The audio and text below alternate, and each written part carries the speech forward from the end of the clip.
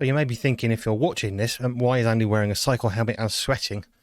And where's the nice blue swirly thing he usually has behind him? Well, I've just got back from a mountain bike ride here in the UK. It's about a degree cooler, so I thought, well, I'll go cycling. It's a little bit overcast. It's less oppressive heat. So I've just been out for an hour and a half cycling, and it was quite nice. And the last little stretch of my journey home involves a little bit of road use, and along a road and turn right, and I'm home. And I came to the roundabout and I was indicating. I'd pulled to the right-hand side, and there's a roundabout I have to use, a little tiny one. And as I indicated, there was a motorbike coming the other way. And as I came to a stop, he came to a stop. So I carried on thinking, oh, great, he's actually seen me indicating. He's ready for me rather than just riding across like I've seen so many times. And as I'm going across, he screams at me with lots of profanities and expletives. I'm not going to repeat about the fact that I hadn't bothered to indicate. Well, I had indicated actually quite clearly, and all the cars behind me were waiting very patiently. But here's the thing. He was screaming really loudly through his helmet that was up. And in the UK, that's a crime. You're not allowed to do that. If you've got a helmet, it needs to be pulled down and locked into place. Otherwise, it doesn't class as a helmet.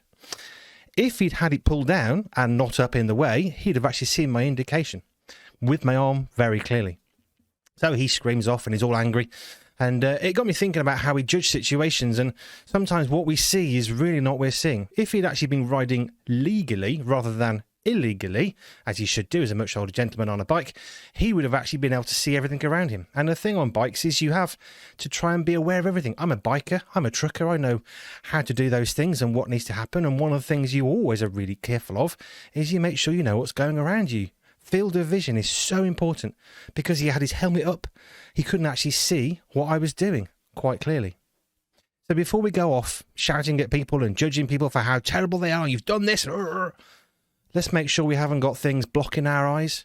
The scripture that comes to mind is take the plank out your own eye before you take a splinter out of somebody else's, or whichever way around it is. I need a shower, it's hot.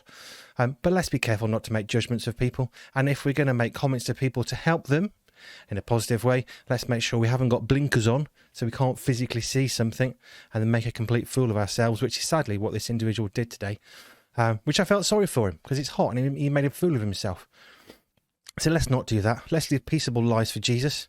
And I'm going off for a shower. Have a good rest of your day. Bye for now.